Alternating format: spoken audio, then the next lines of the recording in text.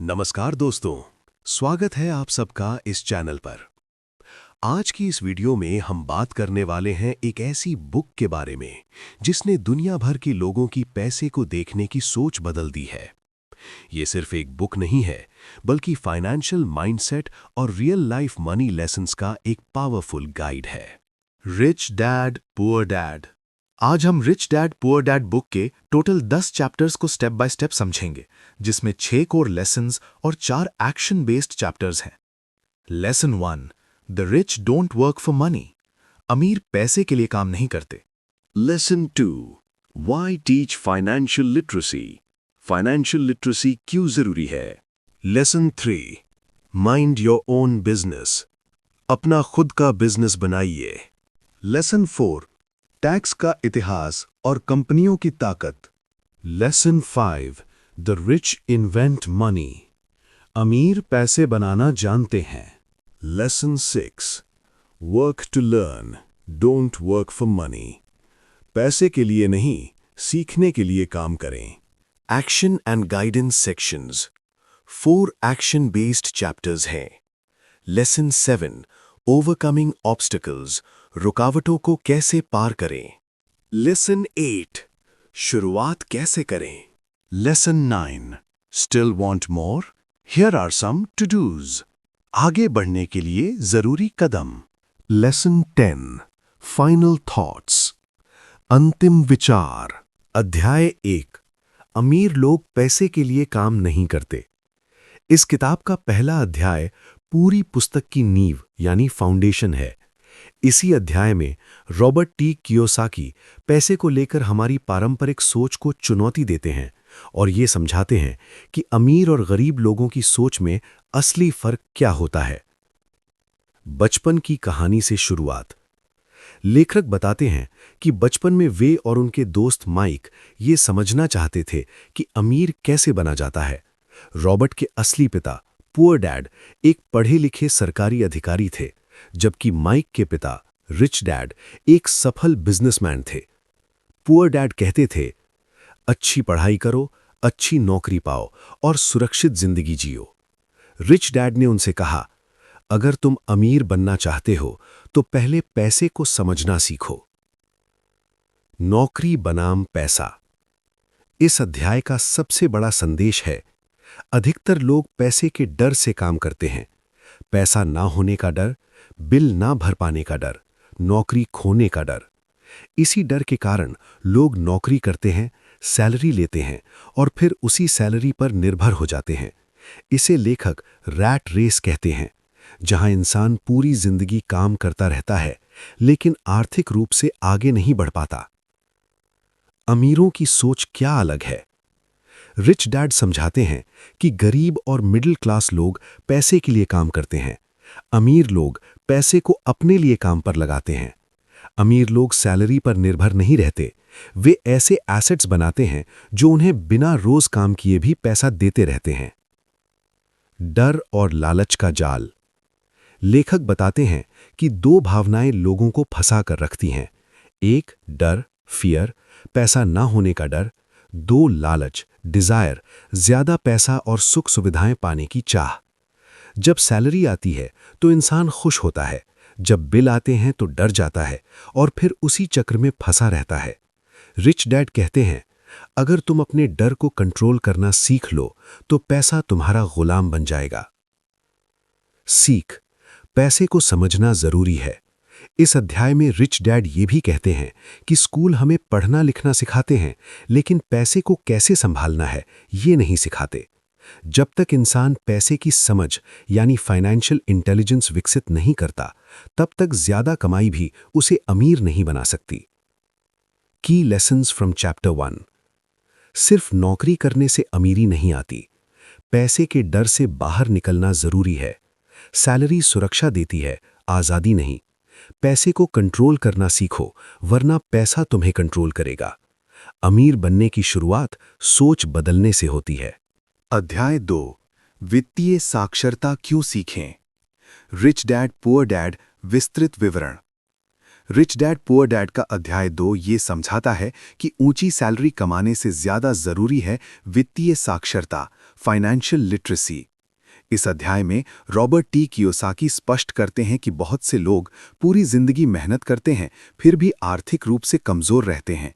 इसलिए नहीं कि वे कम कमाते हैं, बल्कि इसलिए कि वे पैसे के काम करने के तरीके को नहीं समझते। वित्तीय साक्षरता क्या है? वित्तीय साक्षरता का मतलब है ये समझना कि पैसा कैसे कमाया जाता है, कैसे खर्च किया जाता है, कैसे बचाया जाता है, कैसे निवेश किया जाता है और कैसे बढ़ाया जाता है। कियोसाकी के अनुसार स्कूल हमें अकादमिक ज्ञान तो सिखाते हैं, लेकिन वास्तविक जीवन में पैसे को कैसे संभालना है ये नहीं सिखाते।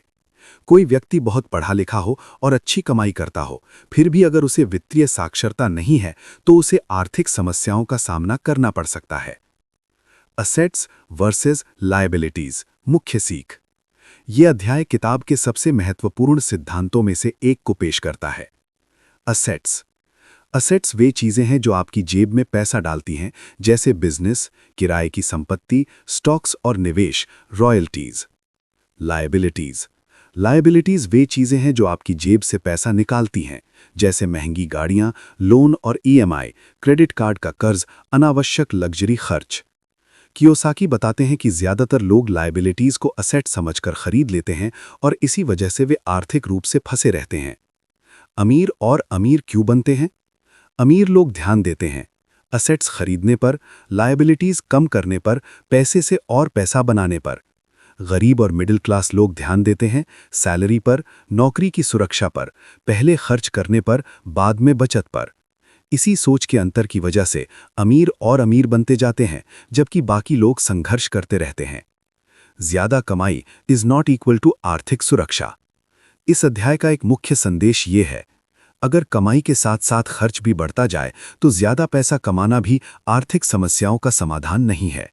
कई प्रोफेशनल्स जैसे डॉक्टर, इंजीनियर और एग्जीक्यूटिव अच्छी कमाई के बावजूद भी सैलरी से सैलरी तक जिंदगी जीते हैं, क्योंकि उनमें वित्तीय अनुशासन और साक्षरता की कमी होती है। कैश फ्लो का महत्व। वित्तीय साक्षरता लोगों को कैश फ्लो समझने में मदद करती है, पैसा कहां से आ रहा है और कहां जा रहा है। अमीर लोग अपने कैश फ्लो का ध्यानपूर्वक अध्ययन करते हैं और ऐसे फैसले लेते हैं जो आय पैदा करने वाले असेट्स को बढ़ाते हैं। की लर्निंग्स फ्रॉम चैप्टर 2।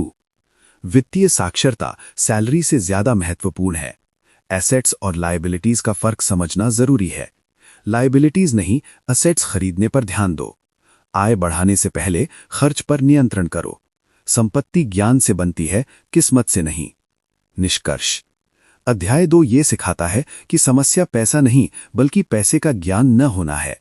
वित्तीय आज़ादी पाने के लिए सबसे पहले ये सीखना जरूरी है कि पैसा कैसे काम करता है, समझदारी भरे फैसले कैसे लिए जाएं और ऐसे असेट्स कैसे बनाए जाएं जो लंबे समय तक आय देते रहें।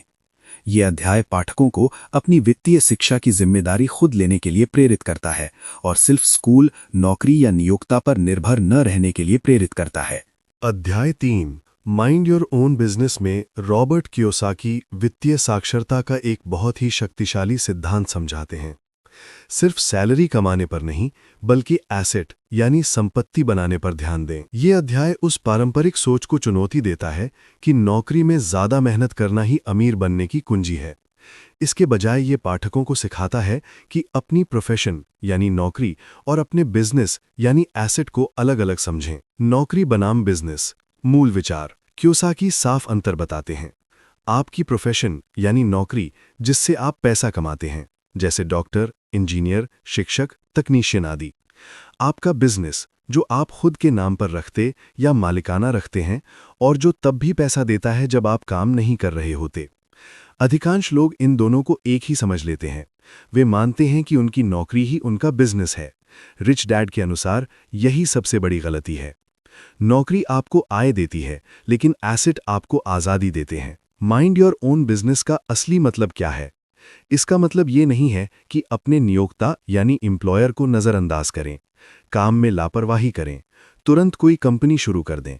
इसका मतलब ये है कि नौकरी से मिलने वाली आय से एसेट खरीदें, खाली समय में पैसों के बारे में सीखें, सिर्फ किसी और के लिए काम करने के बजाय अपनी चीज़ें बढ़ाएं। रिच डैड की सलाह। सीखने के लिए काम करो और जो सीखो उससे अपनी एसेट बेस बनाओ। एसेट और लायबिलिटी की सही परिभाषा। ये अध्याय एक ऐसे कॉन्सेप्ट को साफ करता है जिसे बहुत लोग गलत समझते हैं। एसेट, जो आपकी जेब में पैसा डालता है। उदाहरण, किराए पर दिया गया रियल एस्टेट, ऐसे बिजनेस जिनमें रोज की भागीदारी जरूरी ना हो। डिविडेंड देने वाले शेयर, बॉन्ड, बौद्धिक संपत्ति, किताबें, पेटेंट, यूट्यूब चैनल, कोर्स वगैरह। लायबिलिटी, जो आपकी जेब से पैसा निकालता है। उदाहरण, ऐसा घर जो सिर्फ खर्च बढ़ाता हो, कार लोन, क्रेडिट कार्ड का कर्ज, ईएमआई पर खरीदे गए महंगे गैजेट्स वगैरह। कियोसाकी जोर देकर कहते हैं कि बहुत लोग अपने घर को एसेट मानते हैं, लेकिन अगर वो हर महीने सिर्फ पैसा खर्च कराता है तो वो लायबिलिटी है। मिडिल क्लास आर्थिक रूप से क्यों जूझती है? लेखक के अनुसार लोग पैसा कमाते हैं, वे लायबिलिटी को एसेट समझकर खरीद लेते हैं, उन खर्चों को चुकाने के लिए और ज़्यादा मेहनत करते हैं और रैट रेस में फंसे रहते हैं। ये चक्र चलता रहता है क्योंकि स्कूल एकेडमिक स्किल्स सिखाते हैं, फाइनेंशियल स्किल्स नहीं। लोग वित्तीय जोखिम लेने से डरते हैं। समाज नौकरी की सुरक्षा को वित्तीय समझ से ऊपर रखता है। अमीर लोग अलग कैसे सोचते हैं? अमीर लोग पहले एसेट खरीदते हैं, बाद में एसेट से कमाए पैसे से लायबिलिटी लेते हैं। जीवन शैली का खर्च बढ़ाने के बजाय मुनाफा दोबारा निवेश करते हैं। छोटी सैलरी के बजाय लंबे समय के कैश फ्लो पर ध्यान देते हैं। वे पूछते हैं कि मेरा पैसा मेरे लिए कैसे काम करेगा, इसके बजाय कि मैं ज़्यादा सैलरी कैसे पाऊं। इस अध्याय से मिलने वाली व्यावहारिक सीख। ये अध्याय पाठकों को प्रेरित करता है कि वे छोटे निवेश से शुरुआत करें, पैसों के बारे में खुद को शिक्षित करें, खर्चों पर नियंत्रण रखें, तुरंत सुख के बजाय धैर्य रखें, पैसिव इनकम के स्रोत बनाएं। आपको नौकरी छोड़ने की जरूरत नहीं है, आपको अपनी वित्तीय आदतें बदलने की जरूरत है। अध्याय 3 का मुख्य संदेश 3, माइंड योर ओन बिजनेस, एक जगाने वाली सीख है। ये सिखाता है कि असली दौलत सैलरी से बाहर बनती है। एसेट में लगातार निवेश करके और वित्तीय समझ बढ़ाकर कोई भी व्यक्ति आर्थिक संघर्ष से निकलकर वित्तीय स्वतंत्रता की ओर बढ़ सकता है। अध्याय 4, the history of taxes and the power of corporations में रॉबर्ट कियोसाकी बताते हैं कि अमीर लोग और अमीर क्यों होते जाते हैं, जबकि मिडिल क्लास और गरीब लोग करों के बोझ तले दबे रहते हैं। ये अध्याय समझाता है कि टैक्स कानून कैसे बनाए गए, उनका उद्देश्य किसे नियंत्रित करना था और कैसे कॉरपोरेशन कानूनी रूप से टैक्स कम करते हैं, जिससे अमीरों को बड़ा वित्तीय लाभ मिलता है। ये अध्याय एक महत्वपूर्ण सच्चाई पर ध्यान केंद्रित करता है। ये मायने नहीं रखता कि आप कितना पैसा कमाते हैं, बल्कि ये मायने रखता है कि आप कितना पैसा बचा पाते हैं। 1, टैक्स की उत्पत्ति और इतिहास। कियोसाकी बताते हैं कि शुरुआत में टैक्स अमीरों पर लगाया गया था, ना कि गरीबों या मिडिल क्लास पर। शुरुआती समय में टैक्स का उद्देश्य था युद्धों के लिए धन जुटाना, सरकारों को चलाना, अमीरों के बीच धन के अत्यधिक जमाव को नियंत्रित करना।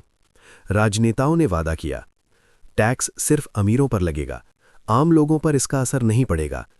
लेकिन समय के साथ टैक्स कानून फैलते चले गए। मिडिल क्लास सबसे बड़ा टैक्स देने वाला वर्ग बन गया। अमीरों ने टैक्स को कानूनी तरीके से कम या बचाने के रास्ते सीख लिए।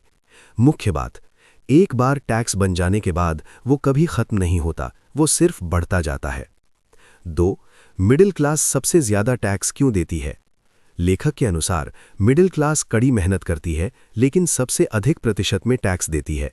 कारण, उनकी आय मुख्य रूप से सैलरी से होती है। पैसा मिलने से पहले ही टैक्स काट लिया जाता है। उनके पास टैक्स बचाने के बहुत कम कानूनी विकल्प होते हैं। मिडिल क्लास के पैसों का प्रवाह, कमाई, टैक्स, खर्च, बचत। अगर कुछ बचा तो परिणाम, वे संपत्ति नहीं बना पाते। महंगाई और टैक्स उनकी बचत खा जाते हैं। वे आर्थिक रूप से नौकरी पर निर्भर बने रहते हैं। 3, अमीर लोग कॉरपोरेशन का उपयोग कैसे करते हैं? ये अध्याय कॉरपोरेशन को एक शक्तिशाली वित्तीय टूल के रूप में पेश करता है। कॉरपोरेशन सिर्फ एक बड़ी कंपनी नहीं होती, ये एक कानूनी संरचना होती है। अमीर लोग कॉरपोरेशन का उपयोग करते हैं अपनी संपत्ति की रक्षा के लिए, कानूनी रूप से टैक्स कम करने के लिए, निजी जोखिम और बिजनेस जोखिम को अलग रखने के लिए। महत्वपूर्ण अंतर, कर्मचारी कमाते हैं, टैक्स देते हैं, खर्च करते हैं। कॉरपोरेशन कमाते हैं, खर्च करते हैं, टैक्स देते हैं। यही एक अंतर बहुत बड़ा लाभ पैदा करता है। 4, कॉरपोरेशन के टैक्स लाभ। कॉरपोरेशन टैक्स देने से पहले खर्च घटा सकती हैं। वे इन खर्चों का भुगतान कर सकती हैं, यात्रा, खाना, शिक्षा, वाहन, ऑफिस से जुड़े खर्चे। ये सभी बिजनेस खर्च माने जाते हैं, जिससे टैक्स योग्य आय कम हो जाती है। वहीं सैलरी पाने वाले लोग ये खर्च टैक्स देने के बाद करते हैं।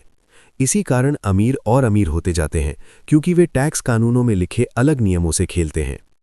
5. वो डर जो लोगों को गरीब बनाए रखता है।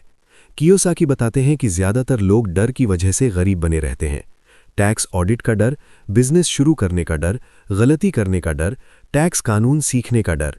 अमीर लोग नियम सीखते हैं, विशेषज्ञों को रखते हैं, कानून का अपने फायदे के लिए उपयोग करते हैं। टैक्स कानूनों की अज्ञानता टैक्स से भी ज्यादा महंगी पड़ती है। 6. कानूनी सुरक्षा के रूप में कॉरपोरेशन। कॉरपोरेशन एक ढाल की तरह काम करती हैं, निजी संपत्ति की रक्षा करती हैं, वित्तीय जिम्मेदारी को सीमित करती हैं, जोखिम लेने और नवाचार को बढ़ावा देती हैं।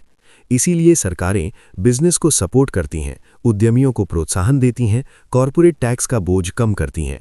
सरकारें समझती हैं कि बिजनेस रोजगार, नवाचार और आर्थिक विकास पैदा करते हैं। 7. अध्याय 4 से मिलने वाली मुख्य सीख। ये अध्याय सिखाता है, टैक्स संयोग से नहीं बनते, उन्हें सोच समझकर डिजाइन किया जाता है। वित्तीय शिक्षा बहुत जरूरी है। कॉरपोरेशन सिर्फ कंपनियां नहीं, बल्कि टूल हैं। दौलत किस्मत से नहीं, कानूनी ज्ञान से बढ़ती है। इन टूल्स का उपयोग करने के लिए अमीर होना जरूरी नहीं है। जरूरी ये है कि सीखना कि पैसा, टैक्स और कानून एक साथ कैसे काम करते हैं। अध्याय 4 का मुख्य संदेश कि अमीर लोग टैक्स गैर कानूनी तरीके से नहीं बचाते, वे उन्हें कानूनी रूप से कम करते हैं। कॉरपोरेशन अमीरों का सबसे बड़ा वित्तीय लाभ है। वित्तीय बुद्धिमत्ता में टैक्स कानूनों की समझ शामिल है। कर्मचारी पैसे के लिए काम करते हैं, कॉरपोरेशन पैसे से काम करवाती हैं। निष्कर्ष। अध्याय 4 the history of taxes and the power of corporations पाठकों की आंखें एक छुपी हुई वित्तीय सच्चाई की ओर खोलता है। ये दिखाता है कि दौलत सिर्फ ज्यादा कमाने से नहीं बनती, बल्कि सिस्टम को समझने से बनती है।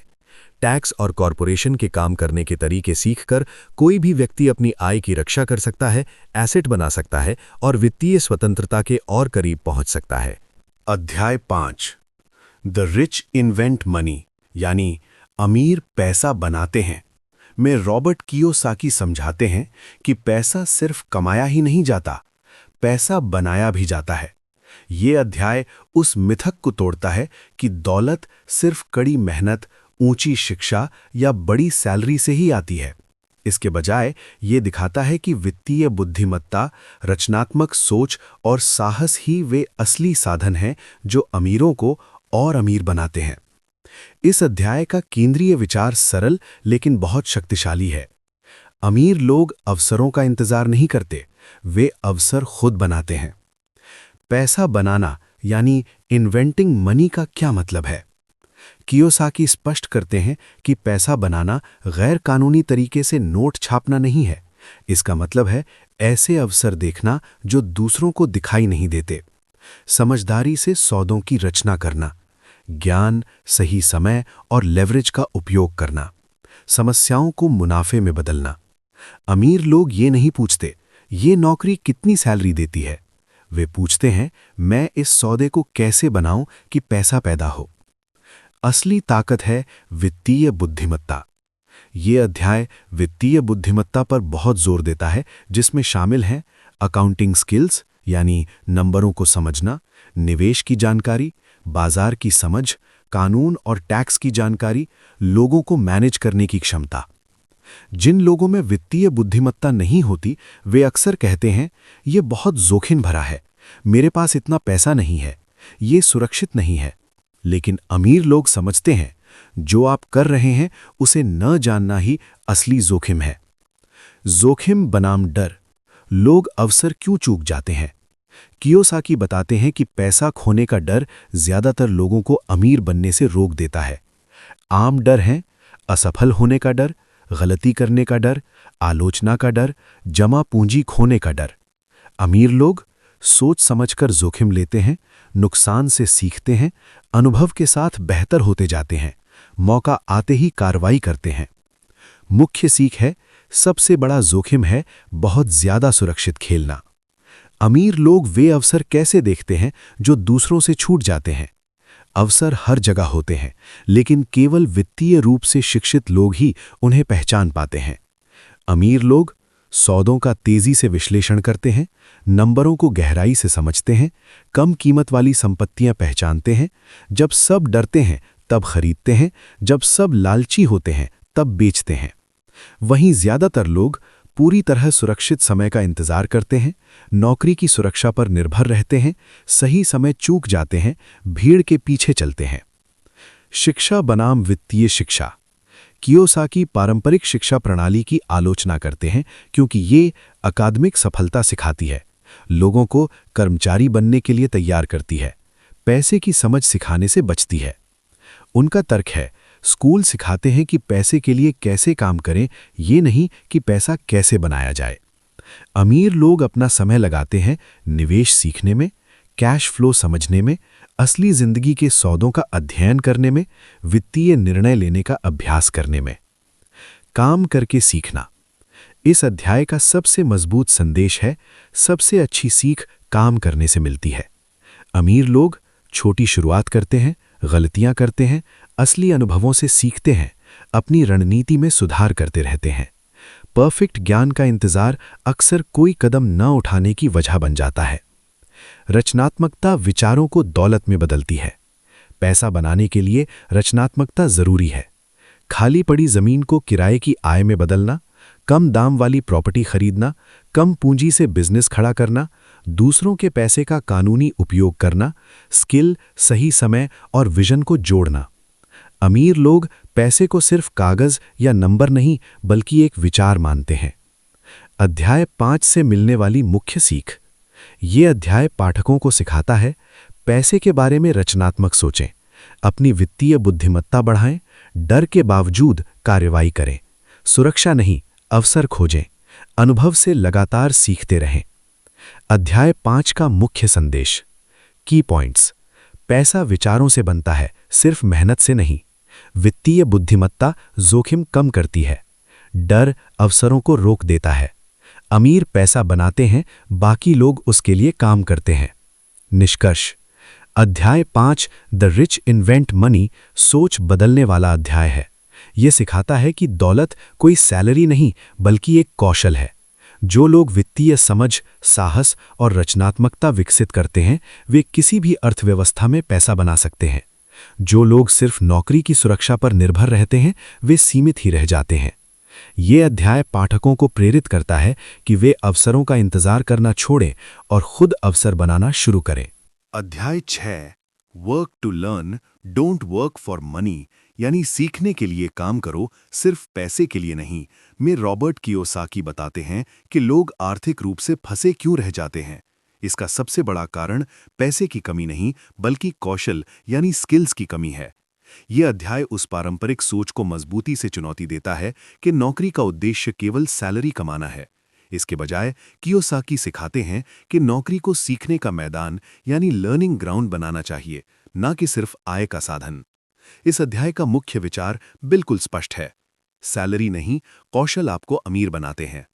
1. सिर्फ पैसे के लिए काम करना खतरनाक क्यों है? कियोसाकी बताते हैं कि जो लोग केवल पैसे के लिए काम करते हैं, सैलरी पर निर्भर हो जाते हैं, नौकरी जाने से डरते हैं, जोखिम और नए अवसरों से बचते हैं, सुरक्षित महसूस होते ही सीखना बंद कर देते हैं। ये सोच आगे चलकर बन जाती है नौकरी की असुरक्षा, आय में सीमित बढ़ोतरी, आर्थिक तनाव, अच्छे अवसरों का नुकसान। Pin point. पैसा अल्पकालिक समस्याएं हल करता है, लेकिन कौशल जीवन भर की समस्याएं सुलझाते हैं। 2. रिच डैड बनाम पुअर डैड की सोच। पुअर डैड की सलाह, खूब पढ़ाई करो, अच्छे अंक लाओ, सुरक्षित और अच्छी सैलरी वाली नौकरी पाओ, एक ही कंपनी के प्रति वफादार रहो। रिच डैड की सलाह, कई तरह के कौशल सीखो, अनुभव पाने के लिए नौकरी बदलो, नीचे से शुरुआत करने से मत डरो। इस पर ध्यान दो कि तुम क्या सीख रहे हो, ना कि कितना कमा रहे हो। रिच डैड का मानना था, अगर अमीर बनना है तो दूसरों से तेज सीखो। 3. सबसे जरूरी कौशल, सेल्स और कम्युनिकेशन। इस अध्याय की सबसे मजबूत सीखों में से एक है सेल्स और संवाद कौशल का महत्व। कियोसाकी कहते हैं, कई प्रतिभाशाली लोग सिर्फ इसलिए गरीब रह जाते हैं क्योंकि वे बेच नहीं पाते। सेल्स सिर्फ प्रोडक्ट बेचने के बारे में नहीं है, ये अपने विचार, खुद को और अपने विजन को बेचने के बारे में है। सेल्स स्किल्स आपकी मदद करती हैं निवेशकों को मनाने में, बिजनेस खड़ा करने में, टीम का नेतृत्व करने में, बेहतर डील्स तय करने में, अपनी वैल्यू साफ साफ बताने में। पिन पॉइंट, कम्युनिकेशन के बिना सबसे अच्छे आइडियाज भी असफल हो जाते हैं। 4. कई कौशल मिलकर बनाते हैं वित्तीय शक्ति। लेखक जोर देते हैं कि आर्थिक सफलता के लिए एक नहीं, कई कौशलों का मेल जरूरी है। महत्वपूर्ण कौशल: अकाउंटिंग यानी पैसे का प्रवाह समझना, इन्वेस्टिंग, सेल्स और मार्केटिंग, लीडरशिप, बिजनेस मैनेजमेंट। ज्यादातर लोगों को एक ही क्षेत्र में विशेषज्ञ यानी स्पेशलिस्ट बनने की ट्रेनिंग दी जाती है, लेकिन विशेषज्ञ उन जनरलिस्ट के लिए काम करते हैं जिन्हें कई कौशलों की समझ होती है। 5. शिक्षा प्रणाली आर्थिक रूप से असफल क्यों रहती है? कियोसाकी स्कूलों की आलोचना करते हैं क्योंकि वे अकादमिक बुद्धिमत्ता को इनाम देते हैं, गलतियों को हतोत्साहित करते हैं, असली जिंदगी के पैसे से जुड़े कौशल नहीं सिखाते। इसके परिणाम स्वरूप छात्र असफलता से डरते हैं, लोग नए कौशल सीखने से बचते हैं, वित्तीय शिक्षा कमजोर बनी रहती है। वहीं अमीर लोग करके सीखते हैं, गलतियों को सीख मानते हैं, लगातार अपने कौशल को अपग्रेड करते रहते हैं। 6. सीखने के लिए विनम्रता और साहस चाहिए। सीखने के लिए काम करने का मतलब अक्सर होता है शुरुआत में कम वेतन स्वीकार करना, जूनियर स्तर से शुरुआत करना, असहजता और असफलता का सामना करना, सवाल पूछना और गलतियां करना, लेकिन इससे मिलता है तेजी से विकास, ज्यादा आत्मविश्वास, अधिक अवसर, लंबी अवधि की दौलत।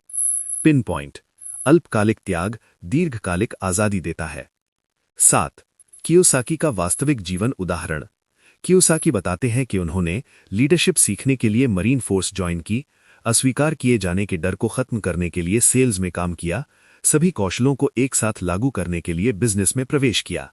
हर नौकरी पैसे के लिए नहीं बल्कि कौशल सीखने के लिए चुनी गई थी। अध्याय 6 से मिलने वाली मुख्य सीख।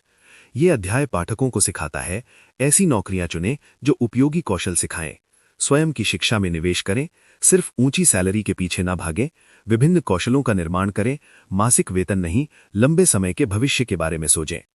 अध्याय 6 का मुख्य संदेश। निष्कर्ष। अध्याय 6 work to learn don't work for money ये याद दिलाता है कि वित्तीय स्वतंत्रता की शुरुआत व्यक्तिगत विकास से होती है। जो लोग सिर्फ सैलरी के पीछे भागते हैं वे सीमित रह जाते हैं, लेकिन जो लोग कौशल के पीछे भागते हैं वे अपने भविष्य पर नियंत्रण पा लेते हैं। सीखने, सुधारने और अपनी क्षमताओं को बढ़ाने पर ध्यान देकर कोई भी व्यक्ति, चाहे उसकी शुरुआत कहीं से भी हो, स्थायी दौलत बना सकता है।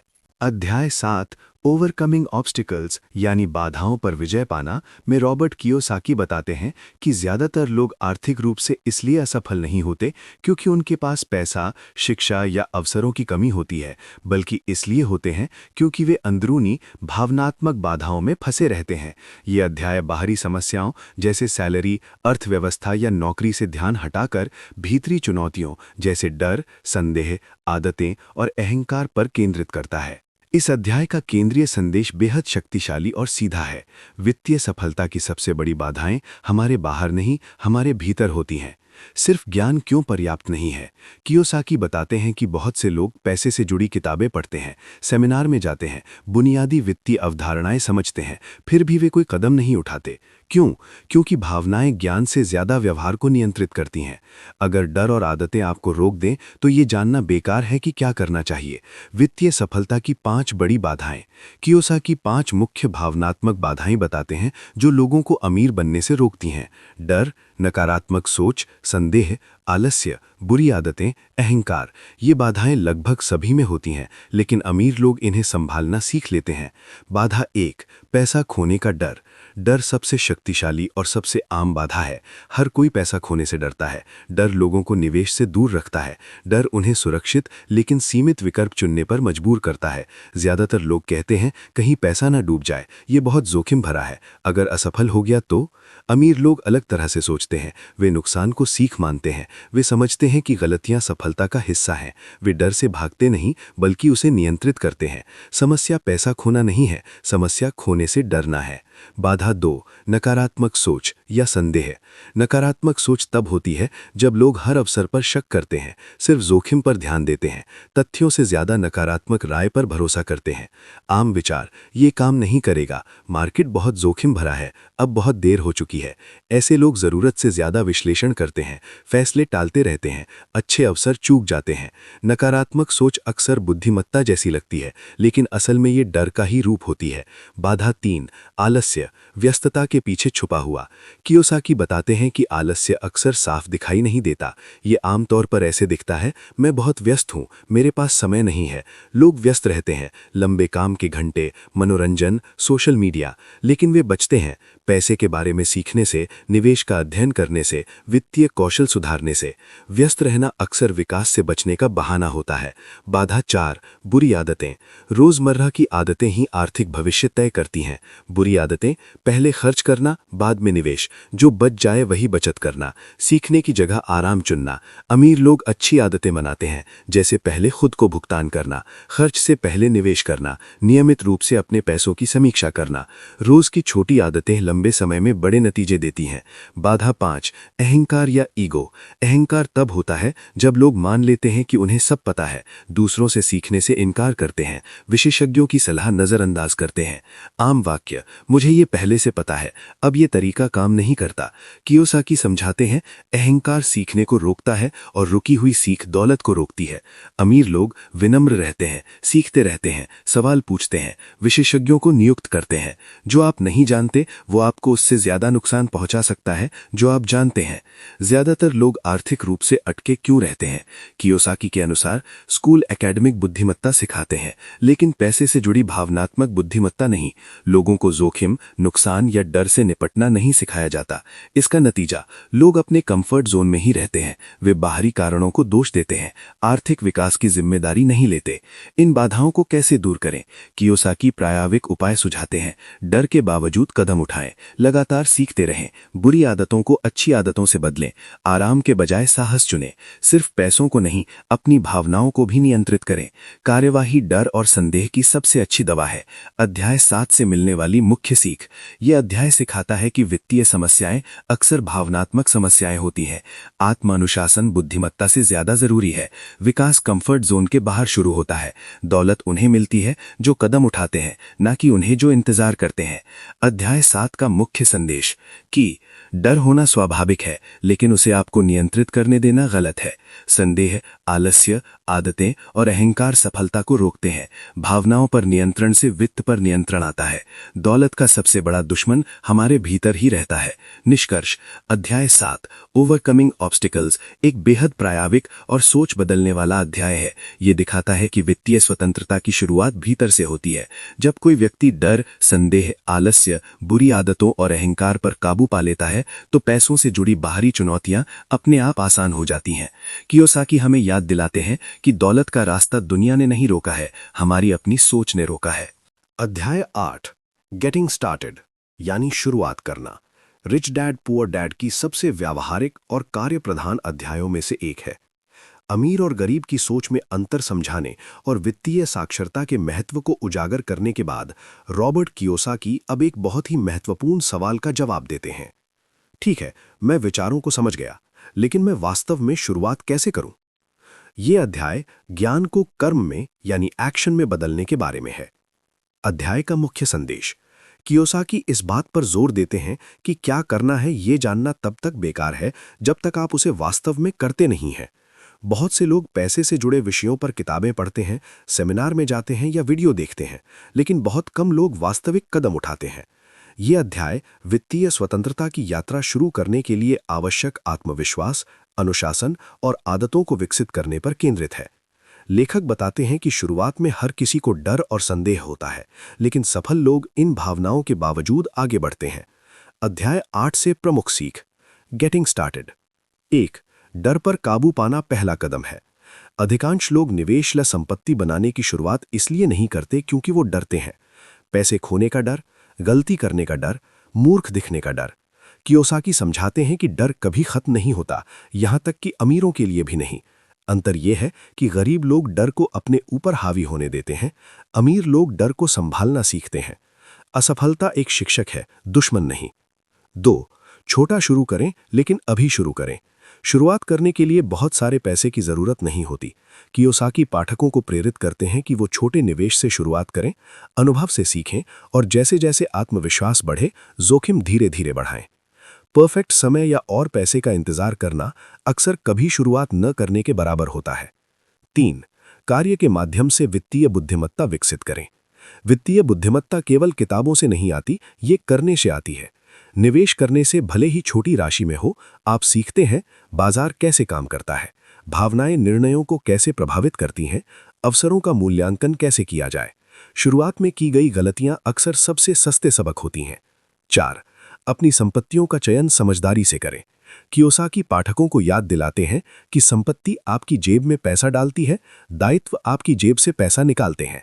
इस अध्याय में वे शुरुआती लोगों को सलाह देते हैं कि वो ध्यान दें सरल और समझने योग्य संपत्तियों पर, ऐसे निवेशों पर जिन्हें वो नियंत्रित कर सकें या गहराई से सीख सकें।